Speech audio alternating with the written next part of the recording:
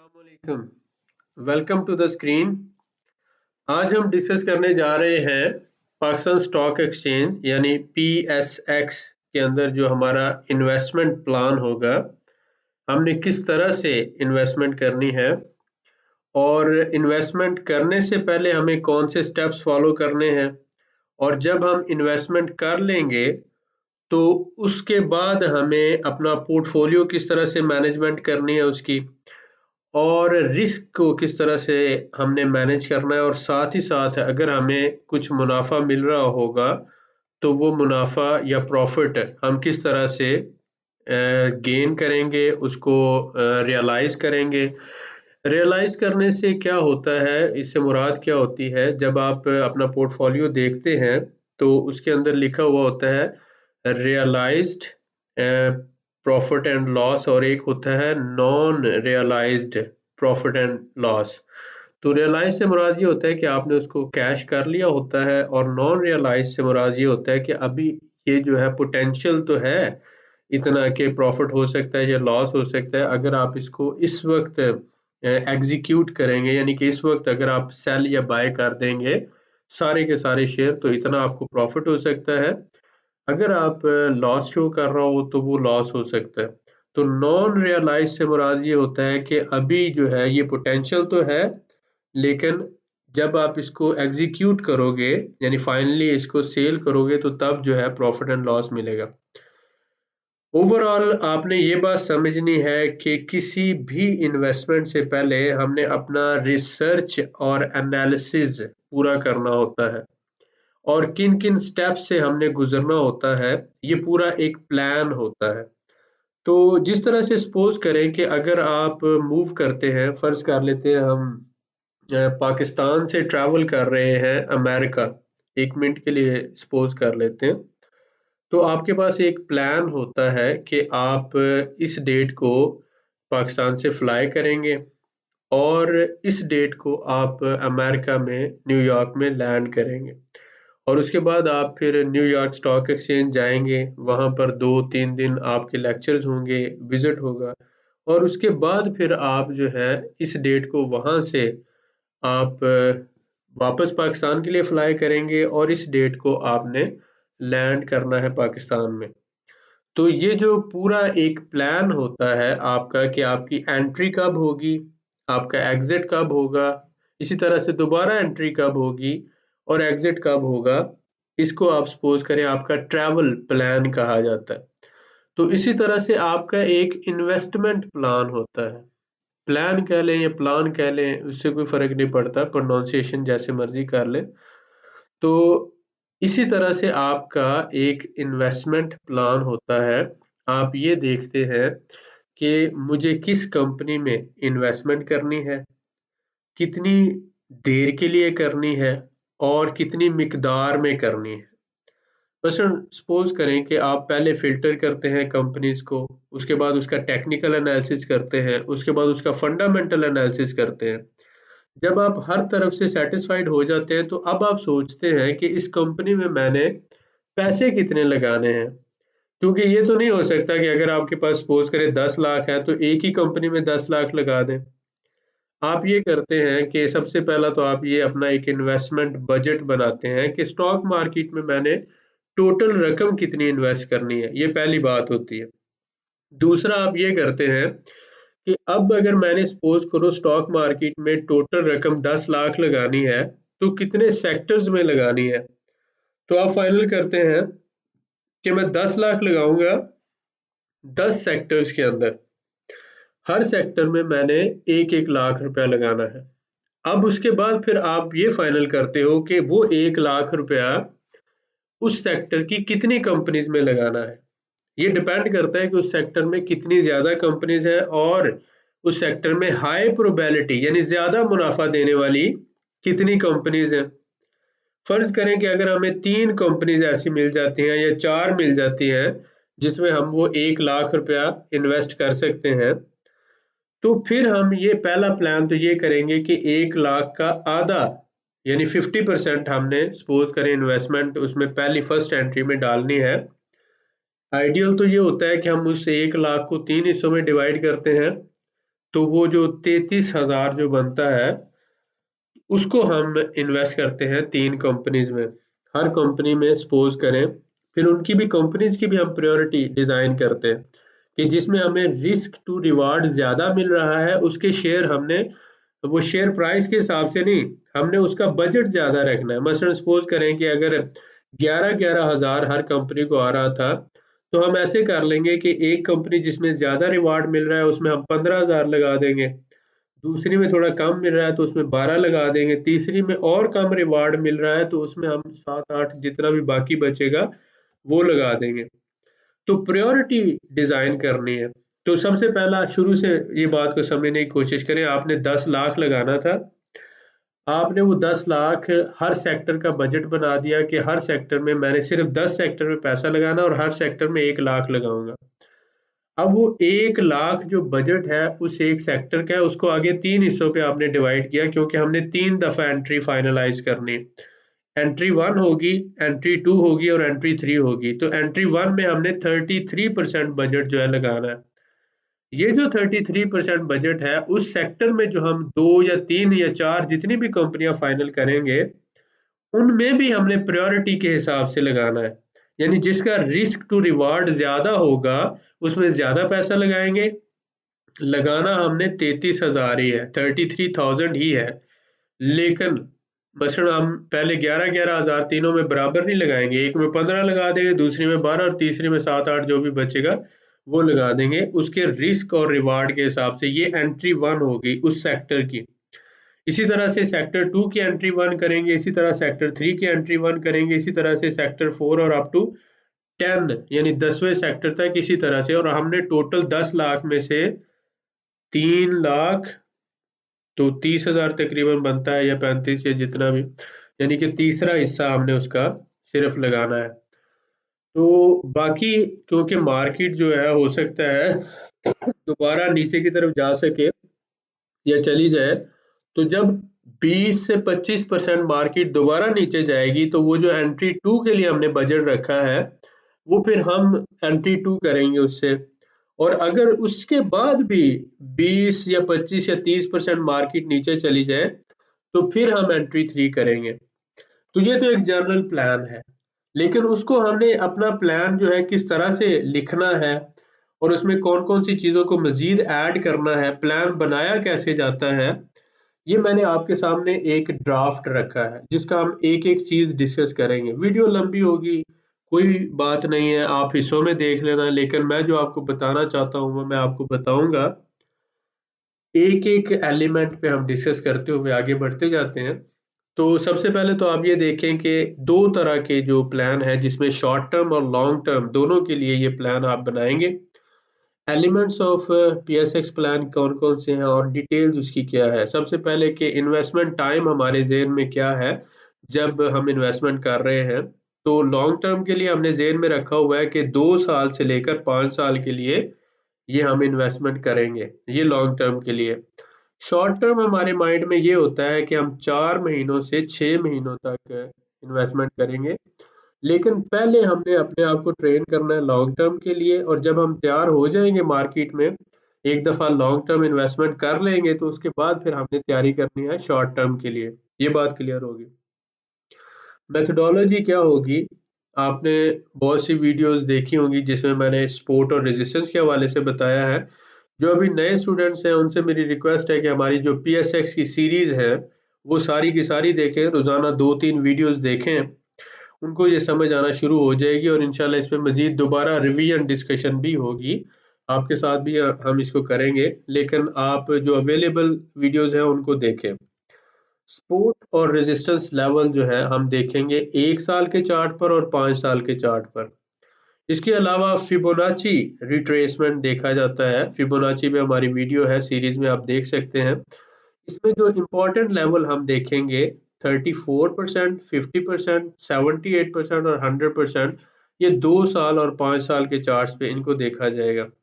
इसके बाद pivot points जो होते हैं उनको हम कंसिडर करेंगे।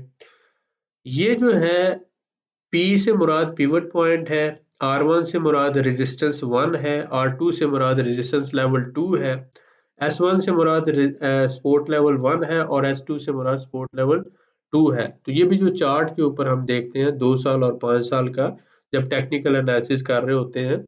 इसकी फर्दर डिटेल्स इस पूरे सेक्टर की अगर आपको नहीं समझ आई तो परेशान होने की कोई ज़रूरत नहीं है।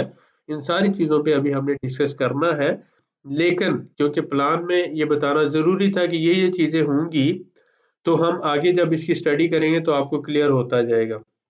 Stocks will be filtered for investment, तो इसमें हमने देखना है कितने स्टॉक्स में हमने करना है। कम से कम हम 20 स्टॉक लेंगे, चाहे आप 10,000 लगा रहे हैं पैसा, 20,000 50,000 लगा रहे हैं, तो 50,000 में भी अगर आप इन्वेस्टमेंट शुरू कर रहे हैं तो हम 20 स्टॉक लेंगे और मैक्सिमम 60 स्टॉक तक अभी हम रखेंगे। इससे मुराद ये है कि जब 10 सेक्टर ले रहे हैं तो 20 के हिसाब से हर सेक्टर में से 2 कंपनीज ले सकते हैं, और अगर 10 सेक्टर हैं तो हर सेक्टर में कुछ में हम 4 ले सकते हैं, कुछ में 3 ले सकते हैं, कुछ में 2 ले सकते हैं, कुछ में 1 भी होगी, कुछ में ज़्यादा। तो ओवरऑल जो 450 या 500 कंपनीज में से हम 60 स्टॉक्स यानी 60 कंपनीज के शेयर खरीद सकते हैं। ठीक हो गया। इसके बाद हम नेक्स्ट मूव करते हैं। इंडिकेटर्स जो हम इसमें यूज़ करेंगे, जो हमने अभी सीखने भी हैं कुछ और कुछ पे हमने डिस्कशन करनी है, तो ये सारे इंडिकेटर्स का इस्तेमाल आपको आना चाहिए। प्लान आपके साथ शेयर करने का मतलब ये है कि ये चीज़ें ज़रूरी हैं। जैसे मसलन आपने जब रोटी बनानी है तो उसके लिए आटा चाहिए, और इसी तरह से आपने घर में अगर सालन वगैरह तैयार करना है तो आपको कौन-कौन सी चीज़ें चाहिए, मिर्चें चाहिए, नमक चाहिए, उसके पकाने के लिए गोश्त वगैरह चाहिए, आलू चाहिए, प्याज़ चाहिए, आग चाहिए और उसके साथ पानी चाहिए, बहुत सी चीज़ें। तो इसी तरह से जब आप खाना पका रहे हैं तो ये सारे इंग्रीडिएंट्स होते हैं। जब आप यहाँ पे आए इन्वेस्टमेंट में तो ये सारी चीज़ों का जानना आपके लिए ज़रूरी है। ये बेसिक्स है, ये मैं कह रहा हूँ ये बेसिक्स है, एडवांस लेवल की बात नहीं अभी हो रही। तो इसमें हम थोड़ा-थोड़ा करके मूव करते जाएँगे। प्राइस एक्शन क्या होता है? कैंडल्स के पैटर्न को देखकर उसको समझना और उसकी मूवमेंट को समझना प्राइस एक्शन कहलाता है, और इस पर हम इंशाल्लाह डिटेल में डिस्कशन करेंगे।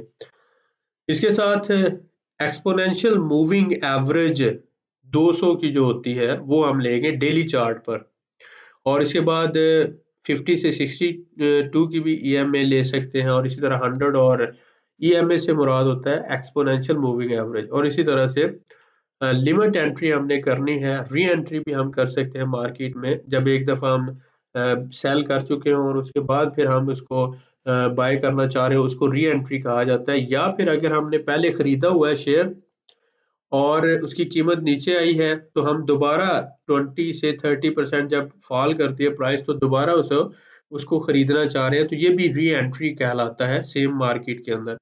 सपोर्ट एंड रेजिस्टेंस जोन्स को हम स्टडी करेंगे, ट्रेंड जोन्स हैं, फिबोनाची लेवल्स हैं, पिवट पॉइंट्स हैं, critical support and resistance levels हैं।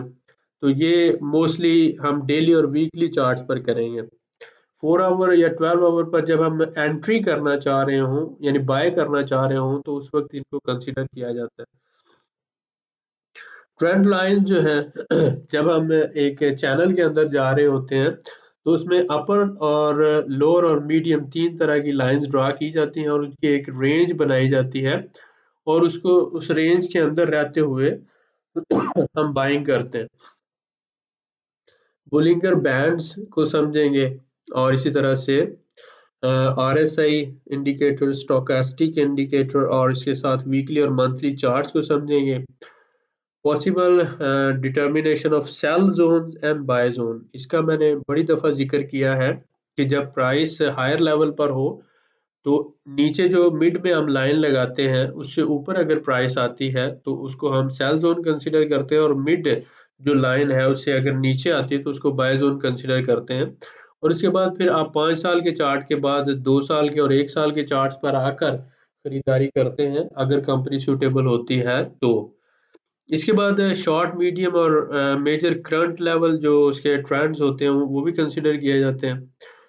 इसके बाद जो सबसे अहम बात है ये समझना होता है कि जो एक ट्रेंड चल रहा होता है उसके 5 फेजेस होते हैं। ठीक है। अब ये बात समझें कि एक तो इनिशियल फेज है उसका, ठीक है, उसके बाद होता है ग्रोइंग फेज, उसके बाद एंडिंग फेज है, और इसके बाद उसका रिवर्सिंग स्टेज आ जाती है। और वो लोअर एंड पे यानी कि रिवर्स होकर वापस मुड़ना शुरू कर देता है। तो 4 जो अहम स्टेजेस हैं, इनका जानना आपके लिए बहुत ज़रूरी है। आप ये बात ज़हन में रखें कि आपको एज़ ए इन्वेस्टर ट्रेंड के शुरू में अगर आप ट्रेंड पकड़ने में कामयाब हो जाते हैं, तो आप पूरा ट्रेंड जो है फुल राइड एन्जॉय कर सकते हैं। लेकिन बहुत से लोग जो है ग्रोइंग लेवल पर भी अगर एंटर हो जाएँगे तो ठीक है। लेकिन जब एंडिंग हो रही हो या रिवर्सिंग हो रही हो, उन 2 स्टेजेस में जो लोग एंटर होते हैं, उनको लेट कमर्स कहा जाता है। अब आपने देखा होगा बहुत से लोग ये कहते हैं कि जैसे ही मैंने शेयर खरीदे उनकी वैल्यू कम होना शुरू हो गई। जैसे ही मैं स्टॉक मार्केट में एंटर हुआ तो उसके बाद जो है वो शेयर की प्राइसेस गिरना शुरू हो गई। वजह क्या होती है कि जब तक खबर आप तक पहुंचती है तब तक वो जो है बहुत से लोग फायदा उठा चुके होते हैं। न्यूज़ होती क्या है, मसलन जो कल हुआ था वो हमें आज पढ़ने को मिलता है ना अखबार में। तो जो वाक़या हो जाता है वो हमें उसकी खबरें मिलती हैं। तो खबर से मुराद अगर कभी भी आपके सामने कोई खबर लेकर आता है तो ये बात आप समझ लें कि जो खबर लेकर आता है वो पहले से जो माज़ी करीब में जो वाक़या हो चुका होता है उसके बारे में इन्फॉर्मेशन होती है खबर। तो अब उस खबर के ऊपर रिएक्ट करना आपका और उसकी बेस पर आपका शेयर खरीदना, इसको बेवकूफ़ी कहा जाता है, सीधे और सादा लफ्ज़ों में। कि आप को कोई कह रहा है कि ये कंपनी बहुत अच्छी है, इसका बहुत अच्छा ट्रेंड चल रहा है और ये बहुत इसमें कमाई हो रही है, लोगों ने बहुत कमाया है, आप भी इसको खरीद लो, कमा लोगे। तो इसका मतलब है कि वो जो होना था हो चुका है, अब उसके ऊपर अगर आप रिएक्ट करोगे तो आप अपना नुकसान करोगे। तो आप जब एंडिंग फेज के अंदर और रिवर्सिंग फेज के अंदर बाइंग कर लेते हो तो तब आप नुकसान उठाते हो। तो आपको क्या करना होता है बीइंग एन इन्वेस्टर, ये वाकया होने से पहले यानी कि उसकी मूवमेंट होने से पहले, उसकी प्राइसेस जंप करने से पहले आपको उसे आइडेंटिफाई करना है और उसके बाद उसको कैप्चर करना है। मैंने 2 लफ्ज़ यूज़ किए हैं, आइडेंटिफाई यानी उसकी पहचान करना रिसर्च और एनालिसिस के साथ, और कैप्चर करना से मुराद ये है कि उसके शेयर खरीद लेना। तो फिर जब वो बढ़ना शुरू होंगी प्राइसेस तो फिर आप भी वो जो लोग कामयाब हुए जिन्होंने फायदा उठाया उनमें शामिल हो सकोगे। तो आपकी एजुकेशन का काम ये होता है कि पहले जो 2 फेजेस हैं ट्रेंड के, इनिशियल फेज और ग्रोइंग फेज, उस फेज में अगर आप आ गए तो आप इन्वेस्टर हैं। लेकिन अगर आप पहले 2 फेजेस में नहीं आए, आखिरी 2 फेजेस में आए हैं तो आप गैम्बलर हैं। आप क्या हैं? गैम्बलर हैं, जिसे जुआरी कहा जाता है उर्दू में। वजह क्या होती है कि आप न्यूज़ के ऊपर यानी खबर के ऊपर जो हो गया हुआ है माजी में वाकया, उसके ऊपर रिएक्ट कर रहे हैं, इसी वजह से नुकसान होता है लोगों का। तो ये बात मैं इसलिए जोर देकर कह रहा हूँ, इसलिए इसके लिए सीधे और बहुत से सख्त अल्फाज इस्तेमाल कर रहा हूँ ताकि आपके जहनों में ये बात बैठ जाए कि हमें इन्वेस्टर बनना है जो इनिशियल और ग्रोइंग फेज के अंदर उसको इनिशियल फेज को आइडेंटिफाई करते हैं और फिर उस ग्रोइंग फेज में एंटर होते हैं। इन 2 फेजेस में अगर आप एंटर होने में कामयाब हो जाते हैं तो फिर आप इन्वेस्टर हैं। तो इसी को हमने सीखना है, समझना है और इसी को एनालाइज करना है। इसी पे सारी ट्रेनिंग हमारी चल रही है।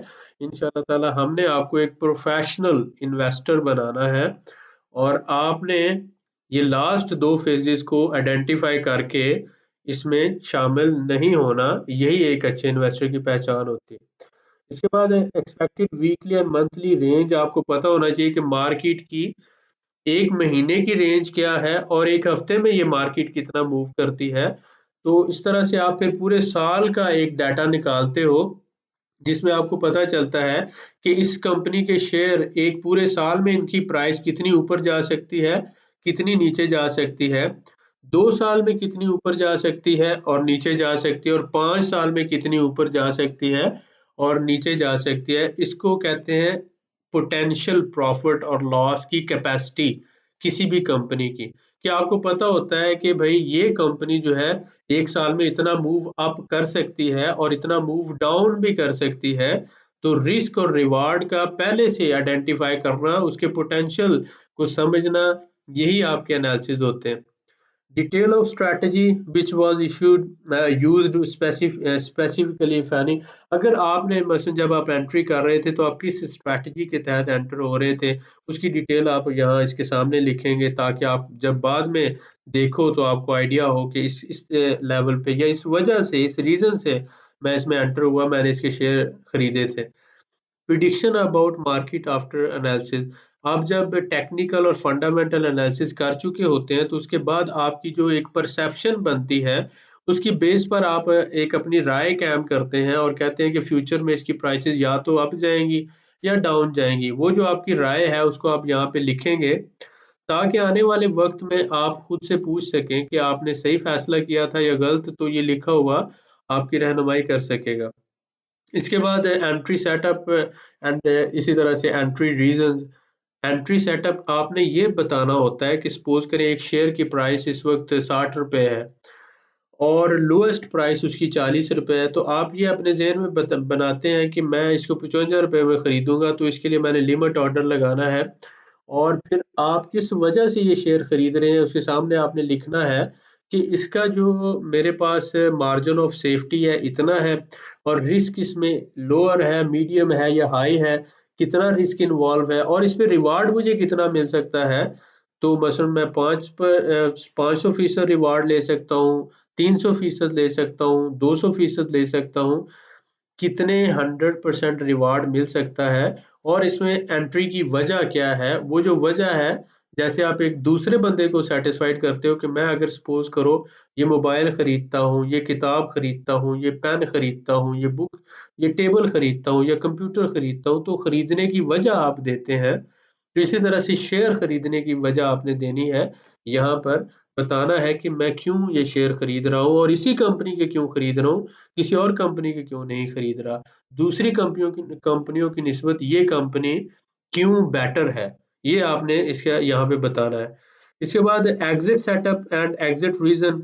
सेटअप आपका क्या होगा एग्जिट के लिए, ये आपने यहाँ पे लिखना है कि जब 30% प्रॉफिट आएगा, किस प्राइस पर आप कितने परसेंट शेयर सेल करोगे। सपोज कर लो आपके पास 100 शेयर है, तो उन 100 शेयर में से जब ये 30% पे जाएगा तो आपने 30 शेयर बेच देने हैं।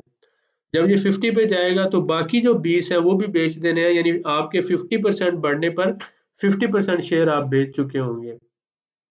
इसी तरह से जब ये 80% पे जाएगा तो 30% और जो है शेयर आप बेच देंगे, यानी 80% पे जाते हुए 80% शेयर आपके सेल हो चुके होने चाहिए। तो जैसे-जैसे मार्केट में प्राइस बढ़ रही है, आप इसको स्केल आउट करते जा रहे हैं। स्केल आउट से मुराद ये होता है कि आप अपनी पोज़ीशन जो है कम करते जा रहे हैं। इससे मुराद आप इस तरह से भी ले सकते हैं, फ़र्ज़ कर लेते हैं कि आपके पास 10,000 शेयर है, मिसाल के तौर पर। तो 10,000 शेयर हैं, तो जब 30% बढ़ेगा तो उसमें से आप 3,000 शेयर बेच देंगे। जब मार्केट की जो प्राइस, जिस प्राइस पे आपने एंट्री की थी और वहाँ से आगे आप 50% पे पहुँचे हैं, तो दोबारा जो आपने 50% करने के लिए 20% और उसमें से शेयर बेचेंगे।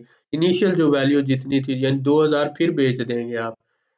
तो इस तरह से ये हुआ कि 5000 आपके पास शेयर है, लेकिन जो 5000 आपने बेचा है तकरीबन वो 40% आपका मुनाफा दे चुका है अब तक ओवरऑल।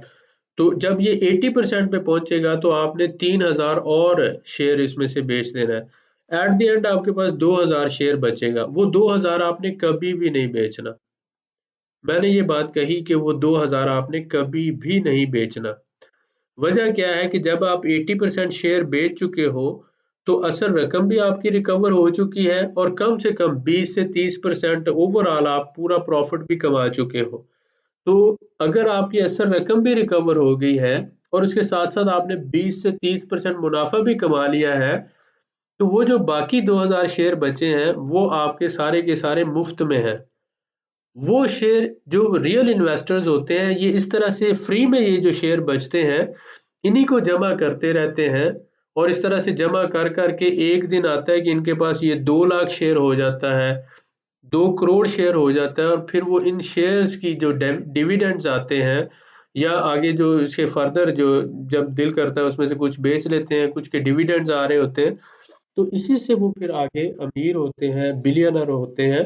उनकी अपनी इन्वेस्टमेंट, ये जो आपको अभी आपने 80% शेयर सेल किए, तो आपको असल रकम भी मिल गई और उसके साथ प्रॉफिट भी।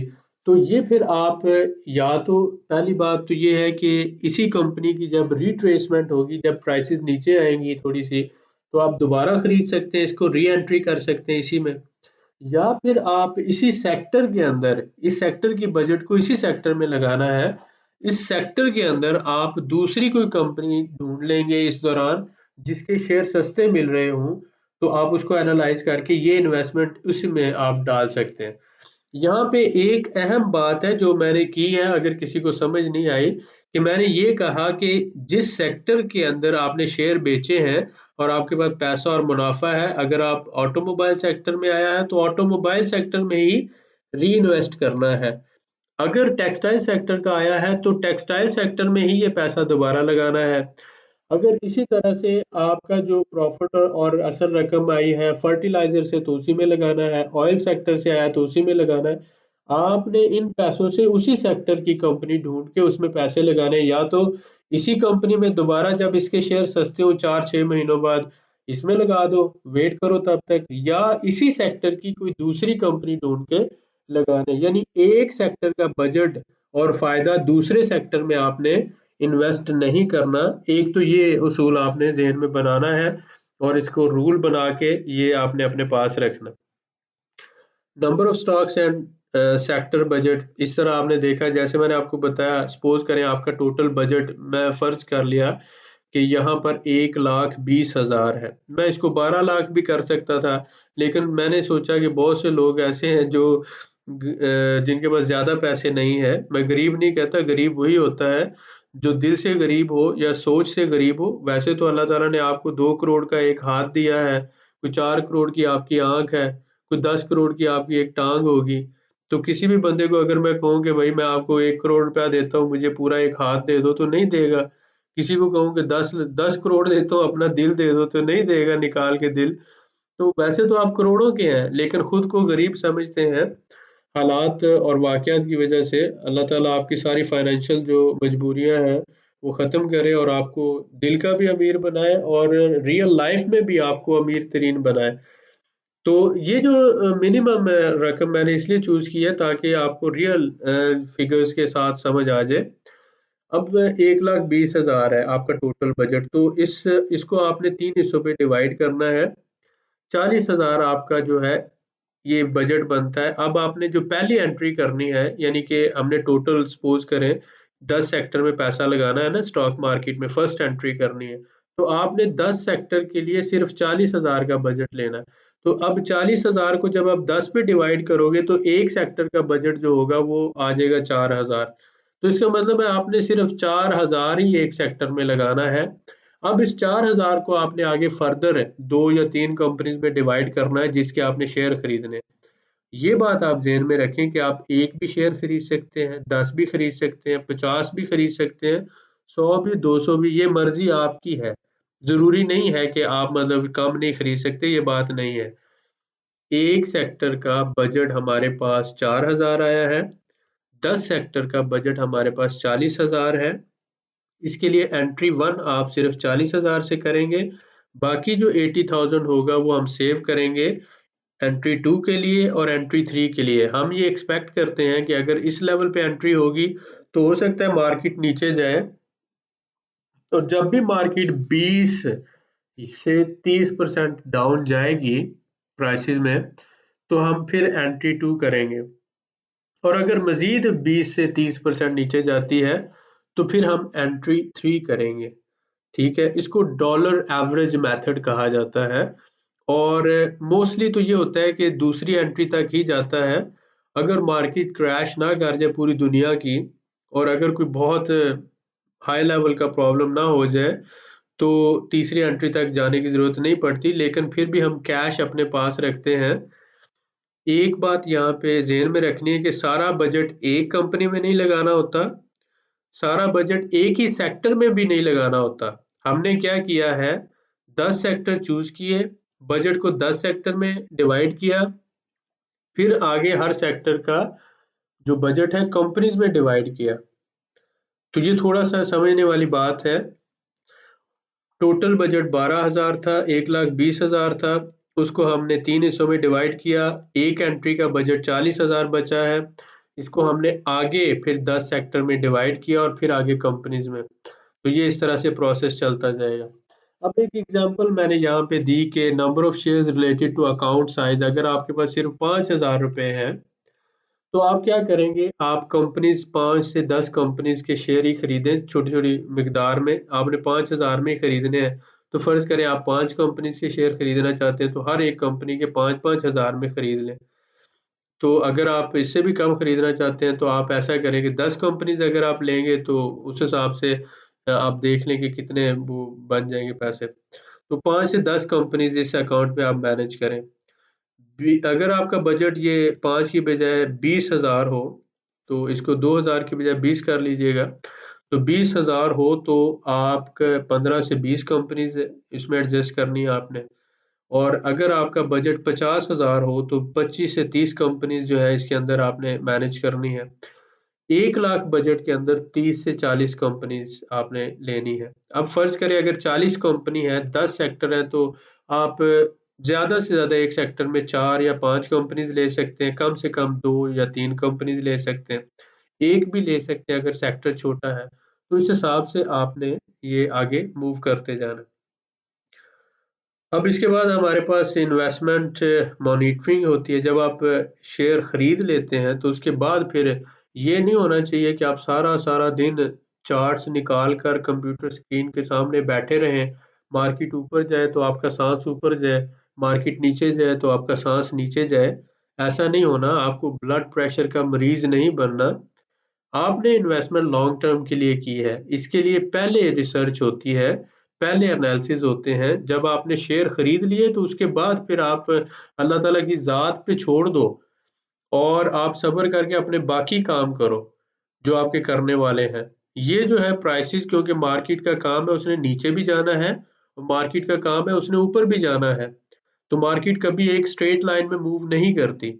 तो सबसे ज्यादा कंट्रोल आपको यही करना है कि पूरा पूरा दिन सामने खोल के चार्ट्स बैठे नहीं रहना और दुआएं नहीं करते रहना कि मार्केट ऊपर जाए, अल्लाह ताला मैं एक देग चढ़ा दूंगा, या मार्केट नीचे जाए 10 यतीमों को खाना खिला दूंगा।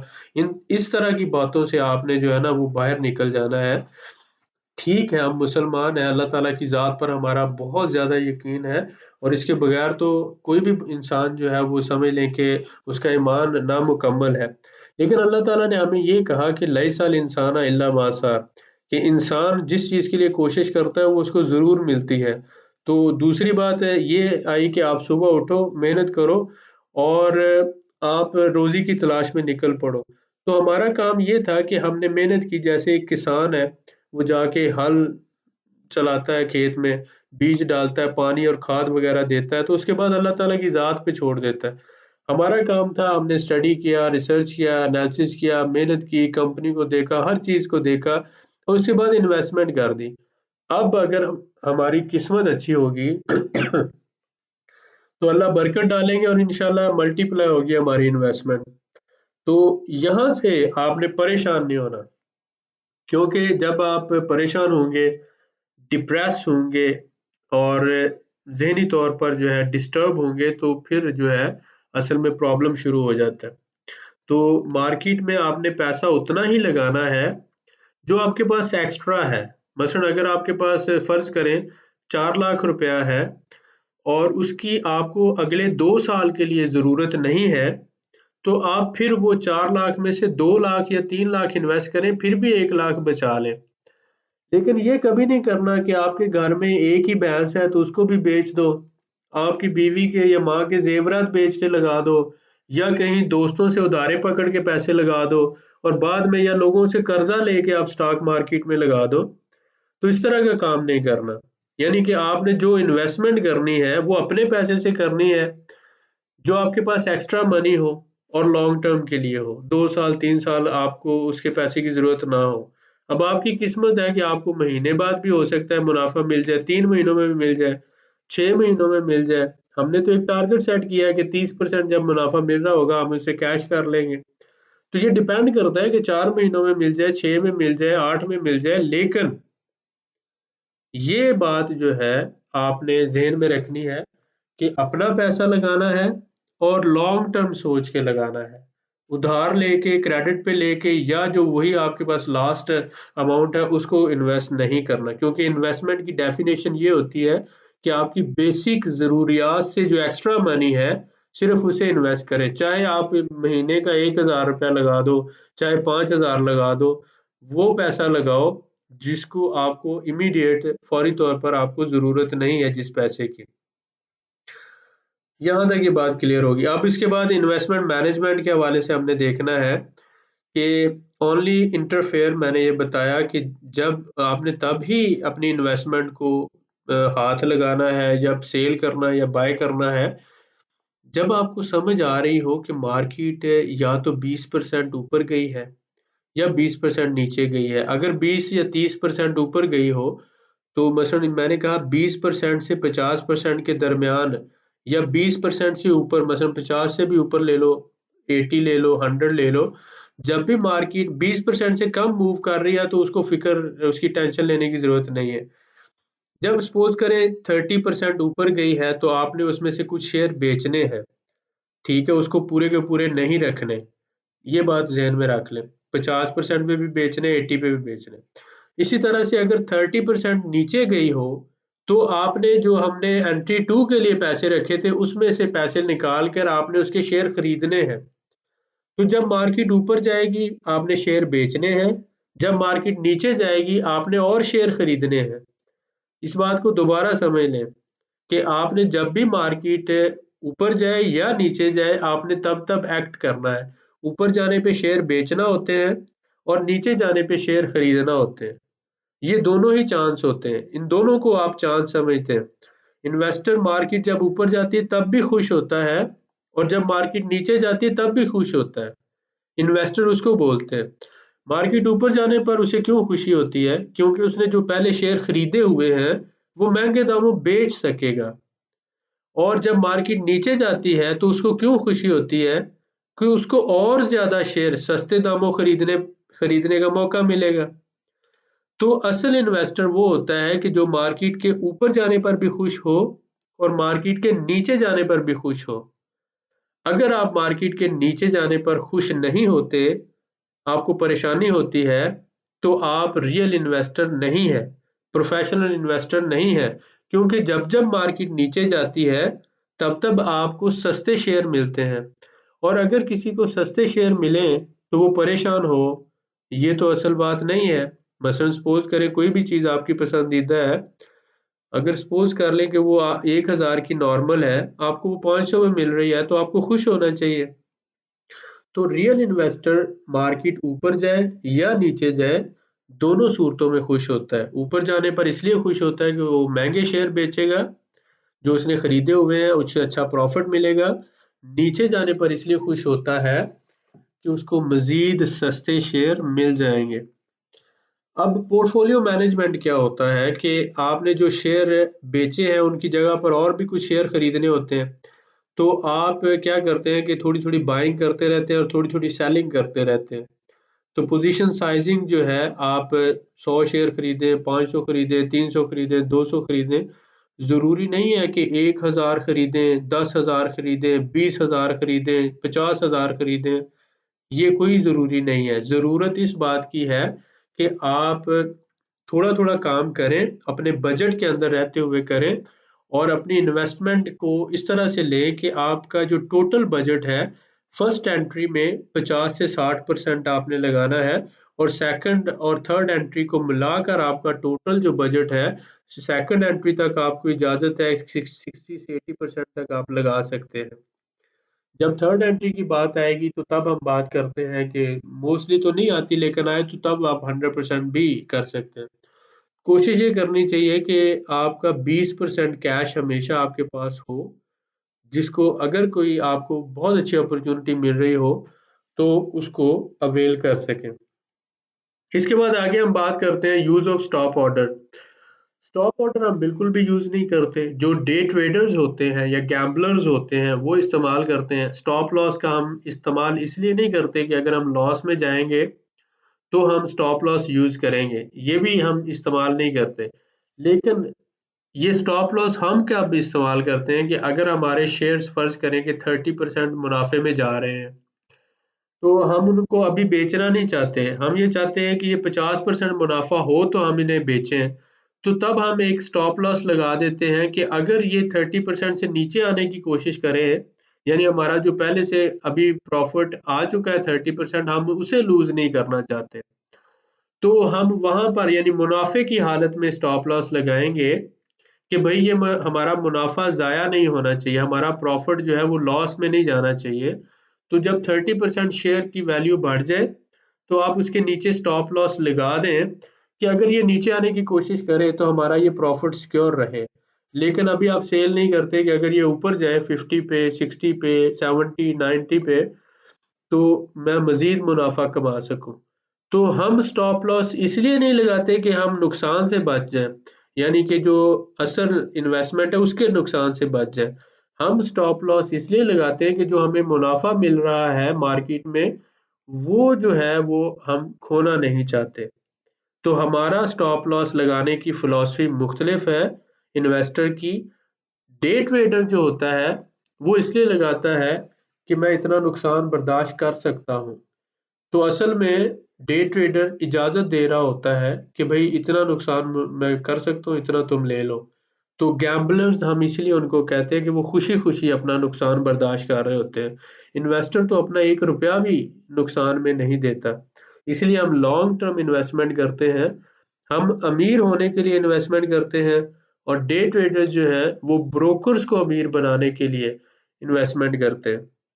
फर्ज करें कि अगर आप रोजाना 20,000 शेयर खरीदते हैं, तो बाद में वो 20,000 शेयर बेचते भी तो हैं, तो ब्रोकर को 40,000 शेयर की कमीशन रोजाना मिल रही होती है। तो गवर्नमेंट को भी टैक्स मिल रहा होता है। तो इस तरह से ब्रोकर आपसे रोजाना पैसे कमा रहा है। आप चाहे नुकसान करो या फायदा करो, ब्रोकर को सिर्फ आपसे फायदा ही हो रहा होता है। तो आप तो गरीब हो रहे होते हैं, मेहनत भी कर रहे होते हैं, पैसे का भी नुकसान कर रहे होते हैं, लेकिन ब्रोकर जो है वो अमीर ही हो रहा होता है। तो डे ट्रेडर्स जो होते हैं, उस इसलिए मैं उसको कहता हूँ कि वो बगैर तनख्वाह के ब्रोकर के मुलाजम होते हैं और उसको अमीर कर रहे होते हैं। उम्मीद है कि बहुत से लोगों को समझ आ जाएगी, वो कभी भी डे ट्रेडिंग नहीं करेंगे। लिमिट ऑर्डर्स हम बाय करने के लिए लगाते हैं, क्योंकि लिमिट ऑर्डर फर्ज करें कि एक शेयर इस वक्त 60 रुपए का बिक रहा है, तो मैं ये चाहता हूँ कि जैसे ही ये 55 का हो मैं इसे खरीद लूँ, तो आप बाय ऑर्डर लगा देंगे कि प्राइस जब 55 पर आए तो मैंने ये 100 शेयर खरीदना है। तो उसका आप एक लिमिट ऑर्डर लगा देते हैं, तो जैसे ही मार्केट उस पे आएगी उस प्राइस पे, आपका वो ऑर्डर जो है वो फिल हो जाएगा और आपको 100 शेयर मिल जाएंगे। तो जब भी मार्केट में बाइंग करनी हो तो कोशिश किया करें कि लिमिट बाय ऑर्डर लगाएं। ठीक हो गया। और इसी तरह से लिमिट सेल ऑर्डर भी होता है कि फर्ज करें कि आपका एक शेयर जो है, आप इस वक्त 60 रुपए का आप कहते हैं कि मैं इसको जैसे ही ये सपोज करें 70 का होगा तो मैं बेच दूंगा। तो इसको टेक प्रॉफिट भी कहा जाता है और लिमिट सेल ऑर्डर भी आप इसे कह सकते हैं, लेकिन डे ट्रेडर्स इसको दूसरी टर्म में यूज करते हैं। एनीवे, बाइंग आपने जब भी करनी है लिमिट ऑर्डर से करनी है। अब इसके बाद re entry rules in the market for being same, for buying यहाँ पे लिखना चाहिए था सेम स्टॉक, बीइंग लिख दिया मैंने, तो मेरा स्पेलिंग की मिस्टेक है। Re entry rules in market for buying same stock.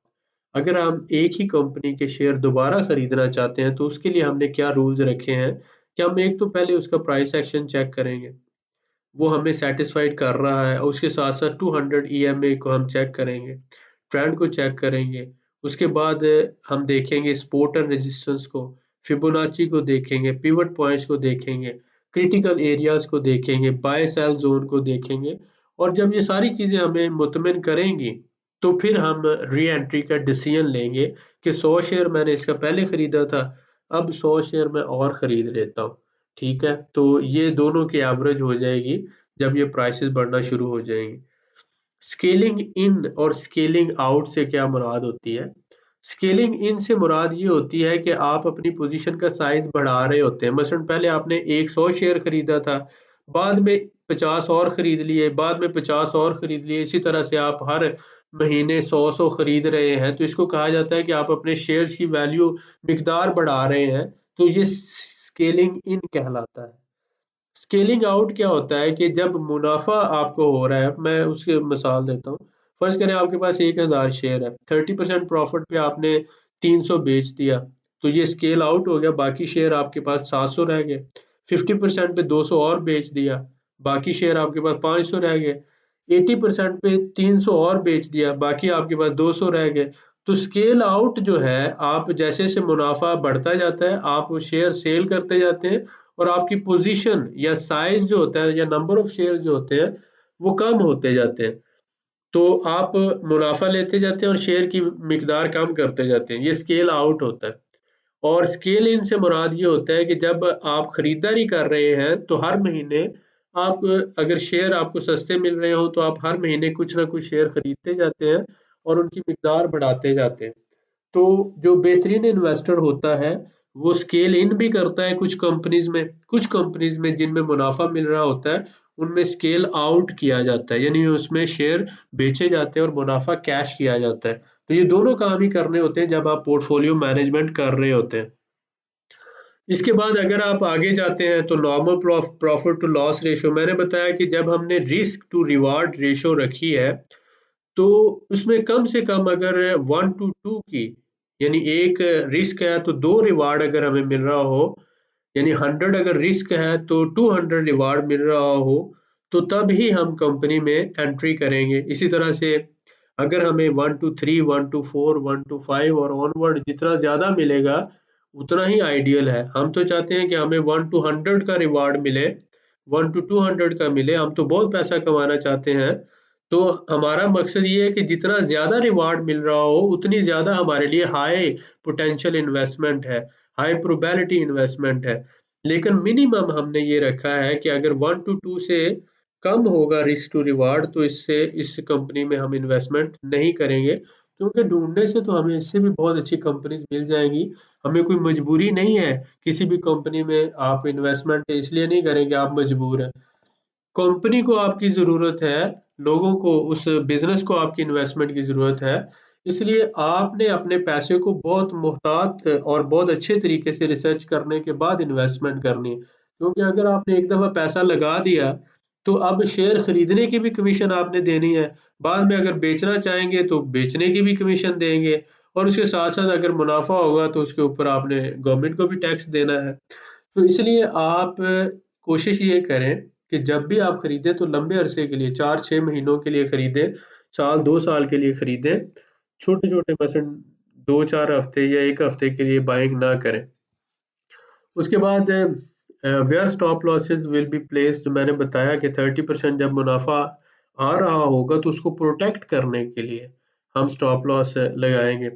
Buying time for new stock, आपको पता है कि आप जब रिसर्च और एनालिसिस कर रहे होंगे तो आपको आइडिया हो जाएगा कि मुझे स्केल इन कब करना है, कब जो है सूटेबल टाइम है और किस वक्त बाइंग करना है। क्योंकि कंपनीज जो होते हैं उनके अंदर सीजनल पैटर्न्स होते हैं, यानी कुछ कंपनीज के शेयर विंटर में बढ़ते हैं, कुछ के समर में बढ़ते हैं।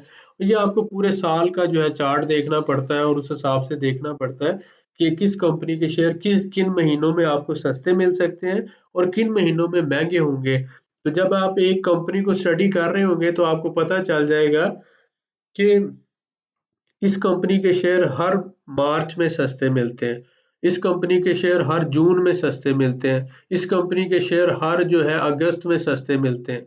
तो जब इस हद तक आप मार्केट में एंटर हो जाएंगे, उसको समझ लेंगे, तो उसके बाद फिर मार्केट आपको बहुत ज़्यादा रिवार्ड देना शुरू करेगी। फिर आपको नज़र आएंगे, फिर आपको पता चलेगा कि यार there is a gold everywhere, हर तरफ सोना है, मुझे तो पहले पता ही नहीं चलता था। अब मैं जहाँ देखता हूँ मुझे सोने के पहाड़ नज़र आते हैं। असल में तो ये जो स्टॉक मार्केट है ये सोने की कान है और आप इसमें से जितना चाहो सोना निकाल सकते हो, लेकिन आपको निकालना, आइडेंटिफ़ाई करना और निकालना आना चाहिए। असल में तो ये सारी ज़िंदगी आप इससे कमाई करते रहो तो ये ख़त्म ना होने वाला सिलसिला है। तो जो अमीर लोग हैं, जो प्रोफ़ेशनल इन्वेस्टर हैं, वो तो घरों में बैठे कंप्यूटर पर करोड़ों रुपए का बिजनेस कर रहे हैं। तो क्योंकि आपको अभी तक नहीं इस बात का उस तरह से पता नहीं है, तो आपको हो सकता है कि अभी तक भी ये बातें सब्ज बाग, जिसे इंग्लिश में ग्रीन गार्डन्स कहते हैं, वो लग रही हो, लेकिन असल में ये सब्ज भी बाग है, लेकिन वो वाले सब्ज नहीं है कि जो स्कैमर्स और वो दूसरे करते हैं। ये असल में जो जिंदगी में हरियाली लेकर आते हैं, जो खुशियां लेकर आते हैं, जो कामयाबियां लेकर आते हैं, ये वो हकीकतें हैं जिसकी वजह से आपको गाड़ियां, बंगलात, फैक्ट्रियां मिलती हैं और आप अपने फाइनेंशियल फ्रीडम हासिल करते हैं। तो ये वो स्टॉक मार्केट है जो इलॉन मस्क को सिर्फ एक ही साल में दुनिया का अमीर तरीन बंदा बनाती है। आज अगर इलॉन मस्क की लाइफ से स्टॉक मार्केट या टेस्ला के शेयर निकाल दें, तो इलॉन मस्क जो है दुनिया का गरीब तरीन बंदा हो जाएगा, क्योंकि उसका जो नेट वर्थ है उसका मोर देन 80% जो है वो स्टॉक मार्केट से ही है। असल में अगर आप कहें कि इलॉन मस्क की जितनी भी दौलत है, वो सिर्फ लोगों का पैसा है, जो उसने स्टॉक मार्केट को इस्तेमाल करते हुए इन्वेस्टमेंट लोगों से ली हुई है, और वो दुनिया का अमीर तरीन बंदा बन गया इस तरह से, स्टॉक मार्केट के जरिए। वरना और तो कोई बात नहीं थी। अगर स्टॉक मार्केट ना होती तो ना ही जेफ बिजोस अमीर बंदा बन सकता था, ना ही इलॉन मस्क बन सकता था, और ना ही मिस्टर वार्न बफेट बन सकते थे। तो आप भी इन लोगों की तरह अमीर हो सकते हैं अगर आप वाइजली इस्तेमाल करना सीख जाएं स्टॉक मार्केट को। इंशाल्लाह मेरी दुआएं आपके साथ हैं। कोशिश तो मैं यही कर रहा हूँ, जो मुझे पता है आपके साथ शेयर कर दूं। अगर आपको समझ आ जाए तो अच्छी बात है, अगर नहीं समझ आई तो मैंने तो अपनी जिम्मेदारी पूरी कर दी। परफॉर्मेंस मेजरमेंट आप कैसे करेंगे? Performance will be measured. आप देखते हैं कि आपने जो कंपनी खरीदी, या पोर्टफोलियो की आप कर लेते हैं। ओवरऑल पोर्टफोलियो में सपोज करें आपकी 20 कंपनीज हैं, उनमें से 15 कंपनियों का प्रॉफिट हुआ, 10 का लॉस हुआ और 5 का लॉस हुआ। तो 15 का प्रॉफिट फर्ज कर लेते हैं कि 1 लाख है, और 5 का जो लॉस है वो फर्ज कर लेते हैं 20,000 है। तो आप उस हिसाब से इसको इसमें परसेंटेज आपने निकालनी है, तो वो इसको डिवाइड करके मल्टीप्लाई बाय 100 कर देंगे। और वैसे अगर आपने रिवार्ड निकालना है तो माइनस कर लेंगे, आपको पता चल जाएगा कि इतना मैंने मुनाफा कमाया है। तो परफॉर्मेंस मेजरमेंट के लिए परसेंटेज में तो आप उसको निकाल सकते हैं इस तरह से। ठीक हो गया। इसके बाद मार्केट कंडीशन जो है, आप देखते हैं कि हाई वोलेटिलिटी, मोमेंटम और प्राइस एक्शन है, और इसके अलावा डेली और वीकली मोमेंटम है। मेजर मार्केट ब्रेकआउट, जब मार्केट ऊपर जाती है नीचे आती है तो उससे हमें पता चलता है। तो इन इन सारी चीज़ों पे नज़र रखें और देखते रहें। रिस्क मैनेजमेंट जो है वो आपने किस तरह से करनी है। एक्सपोजर आपका, आप क्या सोचते हैं कि मैं सिर्फ अपनी जो इन्वेस्टमेंट है, पहली एंट्री में 40 से 50% ही मैं इस्तेमाल करूंगा मैक्सिमम। तो आइडियल तो वही 30% वाला फार्मूला, लेकिन अगर आप बहुत ज़्यादा इन्वेस्टमेंट भी करना चाहते हैं, तो मसलन आपके पास 10 लाख है तो आप सिर्फ 5 लाख ही उसका इन्वेस्ट करेंगे फर्स्ट एंट्री में, और बाकी जो 5 लाख है आप 4 से 6 महीनों में दोबारा मार्केट को समझते हुए, जब आपको मार्केट चांस देगी तब, यानी चांस से मुराद ये होता है कि मार्केट अगर नीचे आए 20 से 30% आप अपनी करंट लेवल से, तो फिर आप इन्वेस्ट करेंगे बाकी जो रकम है। अगर वो 20 से 30% नीचे नहीं आती तो आप नहीं करेंगे। ये सेट रूल्स होते हैं। पोजीशन साइजिंग जो है, आप स्मॉल क्वांटिटी में शेयर खरीदते रहेंगे मुख्तलिफ कंपनीज के 100, 500, 1000, लेकिन ये नहीं करेंगे कि एक ही कंपनी के 10,000 शेयर खरीद लें, 50,000 शेयर खरीद लें, 1 लाख शेयर खरीद लें। इस तरह का काम अभी आपने नहीं करना। कल को जब आपके पास अरबों रुपया होगा, आप अरबोंपति होंगे, तब आप अपनी मर्जी कर लीजिएगा। अभी आप हमारी बातें मान लें, क्योंकि हम ये चाहते हैं कि आप छोटे बेबी स्टेप्स लेकर आगे मूव करें। ये कि एकदम आके और एकदम छाने का जो है ना, कि मसलन वो हीरो की एंट्री करना, वो फ़िल्मों में होता है, असल लाइफ़ में ऐसा नहीं होता। तो हीरो की तरह एंट्री नहीं करनी आपने, कि मतलब आया एक दिन में उसने 10,000 शेयर खरीदा और अगले दिन उनकी वैल्यू 200% बढ़ गई और वो जाके नई गाड़ी और नया घर खरीद रहा है। ये ड्रामों में ही होता है, असल लाइफ़ में ऐसा नहीं होता। असल लाइफ में थोड़ी मुश्किलात और थोड़ा स्लो चलना पड़ता है। तो इसलिए आप छोटे स्टेप्स लें पोज़ीशन साइज़िंग के हिसाब से। इसके बाद मैक्सिमम इन्वेस्टमेंट जो है, मैंने बताया कि 2 एंट्री में कोशिश करें 80% तक आप कर लें। जो 80% 2 से 3 मूव्स में, यानी second entry, first entry, second entry, और कोशिश करें थर्ड एंट्री तक 80% आप इन्वेस्ट करें और बाकी जो है 20% कैश में रखें। और 3 एंट्री आपने कम से कम टाइम, यानी 18 महीनों के अंदर 3 एंट्री। ये नहीं करना कि मसलन पहली एंट्री आज आपने की है, दूसरी एंट्री 1 हफ्ते बाद कर दें, तीसरी एंट्री आप जो है वो अगले हफ्ते कर दें। ऐसा नहीं है। कम से कम पहली एंट्री के 4 महीनों बाद आप दूसरी एंट्री कर सकते हैं, लेकिन आइडियल टाइम 4 से 6 महीने होता है। उसके बाद फिर अगले 4 से 6 महीनों के बाद आप दूसरी एंट्री कर सकते हैं, और इसी तरह से तीसरी एंट्री जो है उसके बाद, तो यानी 18 महीनों में आप 3 एंट्रीज कर सकते हैं। ये बात आपने ज़हन में रखनी है। ये नहीं होना चाहिए कि आपने फर्स्ट बाइंग इस, मसलन वो जो टोटल हमारा प्लान है, फर्स्ट एंट्री, सेकंड एंट्री और थर्ड एंट्री, ये 18 महीनों का प्लान होगा। लेकिन ये आप नहीं कर सकते कि इस हफ्ते आप पहली एंट्री कर लें, अगले हफ्ते आप दूसरी कर दें, तीसरे हफ्ते आप जो है वो तीसरी प्लान कर रहे हो। ऐसा काम नहीं होगा। लिहाजा इसको आपने फॉलो करना है। लिमिट ऑर्डर्स आपको बताया गया है पहले कि लिमिट बाय ऑर्डर्स लगाने हैं आपने, और उससे सस्ते शेयर मिलेंगे आपको। ऑब्जेक्टिव्स क्या है, हमारा मकसद क्या है स्टॉक मार्केट में काम करने का, हमारा मकसद क्या है? नंबर 1 गोल तो हमारा ये है कि हमारा असल रकम महफूज होनी चाहिए और उसके ऊपर हमने मुनाफा कमाना है। यानी कि पहला ऑब्जेक्टिव हमारा ये है कि first goal is to protect my equity, यानी मेरी इन्वेस्टमेंट, इक्विटी एंड इन्वेस्टमेंट को सेव या बचाना है, प्रोटेक्ट करना है। ये मेरा पहला मकसद है। दूसरा मकसद क्या है? Build it up my capital and increase my account balance. मेरा कैपिटल बढ़ाना, यानी मुनाफा बढ़ाना, रकम को बढ़ाना, मुनाफा कमाना, और उसके साथ साथ अपना अकाउंट बैलेंस बढ़ाना। तो सबसे 2 काम है आपके, आपकी असल रकम महफूज होनी चाहिए, यानी इन्वेस्टमेंट महफूज होनी चाहिए, ये पहला मकसद है आपका। ऐसी किसी भी कंपनी में पैसा नहीं लगाना जहां आपकी रकम डूब सकती है, दूसरे लफ्जों में। दूसरा मकसद क्या है कि आपने मुनाफा कमाना है और अपना जो अब बैलेंस है उसको बढ़ाना है, अपने रकम जो है उसको बढ़ाना है। तो मैं क्या करूँगा कि हमेशा मैं कंप्लीट रिसर्च करूँगा कंपनी की, जिसमें मैं इन्वेस्टमेंट करना चाह रहा हूँ, और उसमें किस किस्म के रिस्क इन्वॉल्व है, मेरा पैसा कहाँ पे डूब सकता है और मुझे फ़ायदा कितना हो सकता है। हर चीज़ को मैं स्टडी करूँगा, और 2 से 5 साल के लिए मैं इन्वेस्टमेंट कर रहा हूँ, शॉर्ट टर्म के लिए नहीं कर रहा। और जहाँ पर भी मुझे मुनाफ़ा मिल रहा होगा 30, 50, 40, 60%, तो मैं उस मुनाफ़े को कैश करूँगा।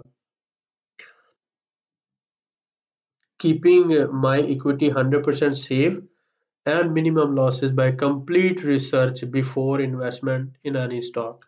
किसी भी कंपनी में इन्वेस्टमेंट करने से पहले मैंने जैसे हमेशा ये कहा है कि आप शेयर नहीं खरीद रहे होते, आप बिज़नेस में इन्वेस्ट कर रहे होते हैं।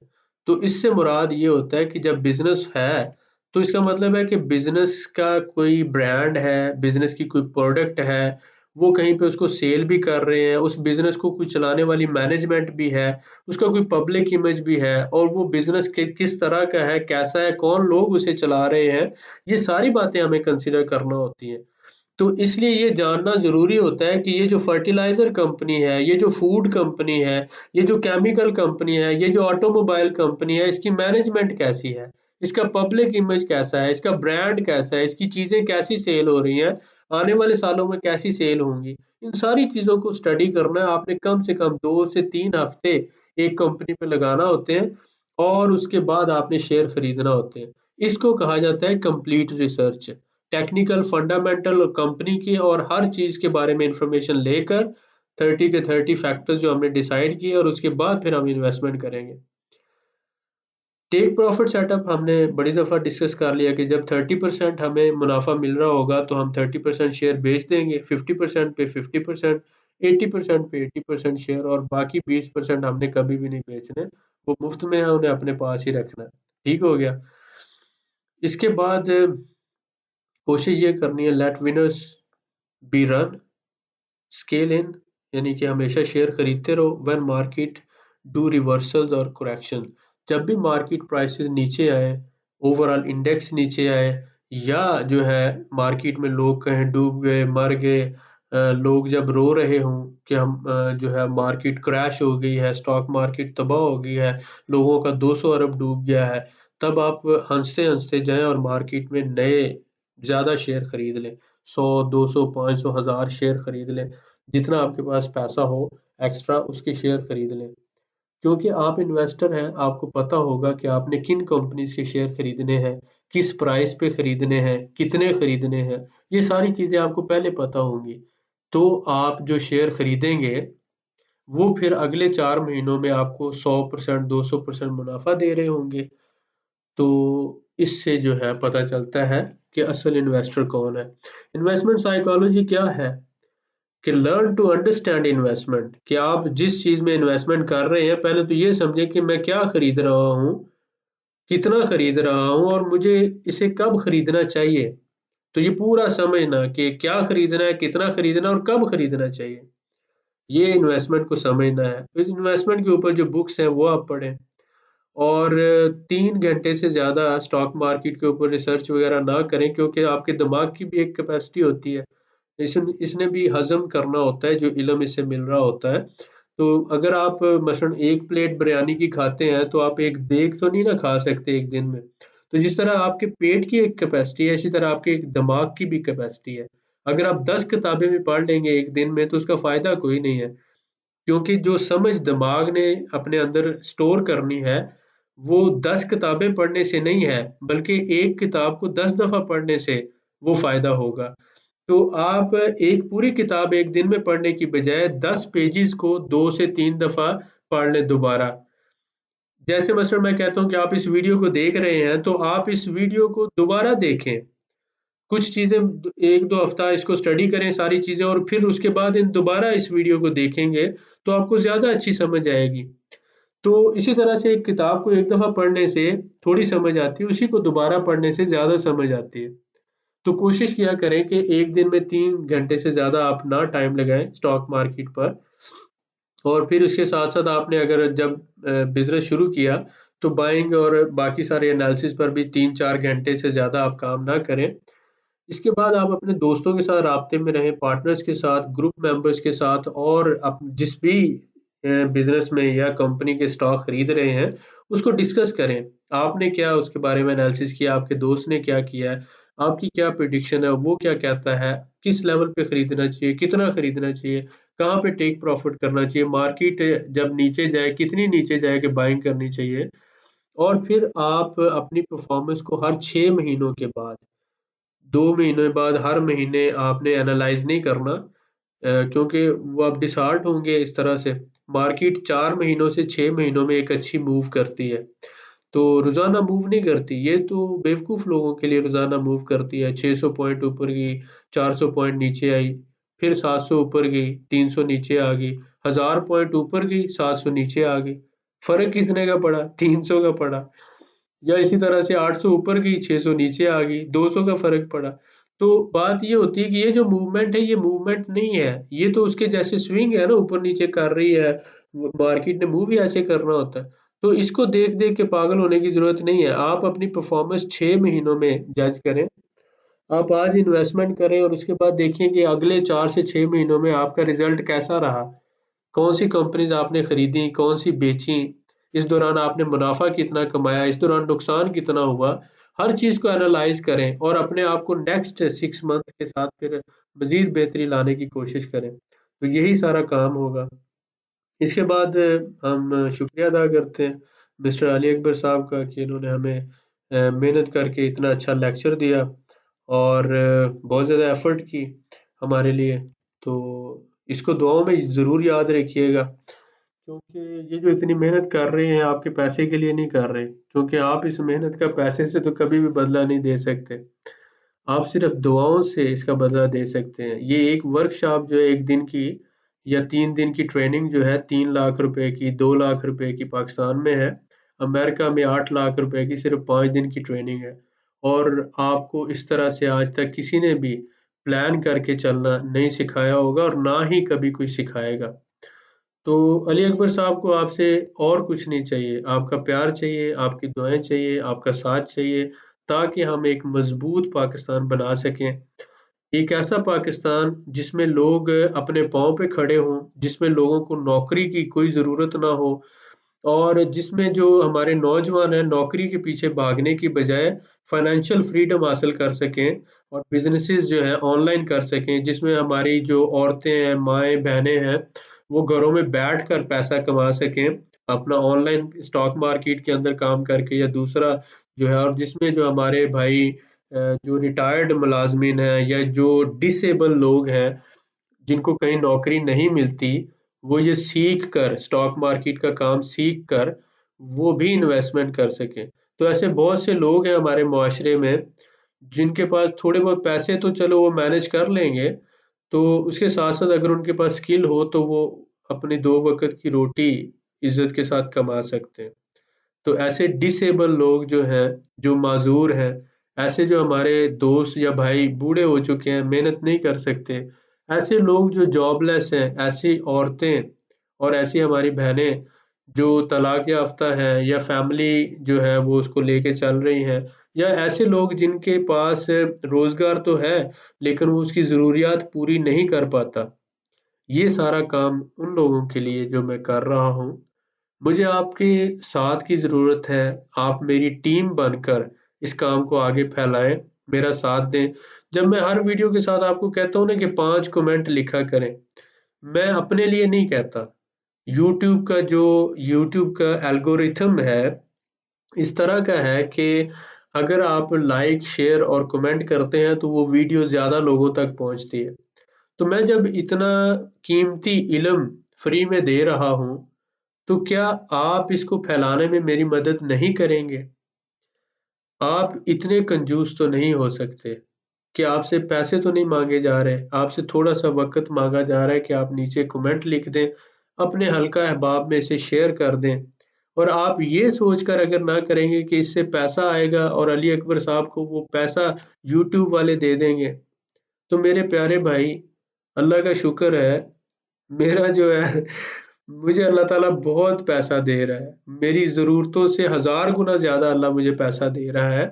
मैं खुले दिल से ये इल्म बाँट रहा हूँ। ये इल्म इसलिए नहीं बाँट रहा कि मुझे यूट्यूब से पैसे आएँगे और मेरा गुज़र-बसर उसी से होगा।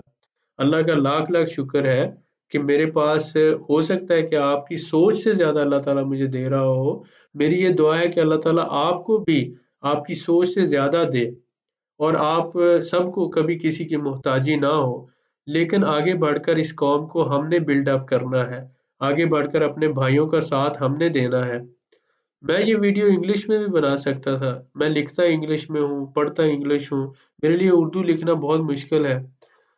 मैं आगे सीरीज़ शुरू करने जा रहा हूँ और वहाँ से वो इंग्लिश जो मेरे बुक्स भी मैं लिख रहा हूँ कुछ और कुछ आगे वीडियो कोर्सेज़ भी बन रहे हैं, तो वो इंग्लिश इंटरनेशनल स्टॉक्स के लिए है। मुझे जो पैसा कमाना है वो मैं अंग्रेज़ों से कमाऊँगा। दुनिया के 220 ममालिक हैं, उनसे कमाऊँगा। पाकिस्तानियों से मुझे कोई ज़रूरत नहीं है। मैं अपने पाकिस्तान की, अपने मुल्क की, अपने लोगों की खिदमत करके इनको स्टैंड अप करना चाहता हूँ। मैं ये चाहता हूँ कि हमारे ये भाई कल को न्यूयॉर्क स्टॉक एक्सचेंज से पैसा कमा के पाकिस्तान लेकर आएँ। लंदन स्टॉक एक्सचेंज से पैसा कमा के आप लोग पाकिस्तान लेकर आओ। लेकिन उससे पहले आपकी ट्रेनिंग जो है पाकिस्तान स्टॉक एक्सचेंज में हो। आपको पता हो मार्केट में काम कैसे किया जाता है, मार्केट में अप एंड डाउन कैसे आता है, टेक्निकल एनालिसिस कैसे करोगे, फंडामेंटल कैसे करोगे, कंपनीज़ को स्टडी कैसे करोगे, अंडर वैल्यू शेयर्स कैसे ढूँढे जाते हैं, पेनी स्टॉक्स क्या होते हैं और किस तरह से आप स्टॉक मार्केट से पैसा कमा सकते हैं। ये सारा कुछ आप प्रैक्टिकली पाकिस्तान स्टॉक एक्सचेंज में करो, यहाँ से कमाओ और उसके बाद फिर आपकी असल कमाई शुरू होगी जब आप लंदन से पैसा कमाओगे, न्यूयॉर्क स्टॉक एक्सचेंज से पैसा कमाओगे, शंघाई स्टॉक एक्सचेंज से पैसा कमाओगे और जापान स्टॉक एक्सचेंज से पैसा कमाओगे। तो मुझे तब खुशी होगी और इंशाअल्लाह ताला मेरी दुआएँ आपके साथ हैं। अपनी दुआ में याद रखें, अगर आपके पास टाइम हो और अगर आपको मुनासिब लगे, तो आप 5 कमेंट ज़रूर लिख दीजिएगा और इसको आगे लाइक और शेयर कर दीजिएगा। बहुत शुक्रिया।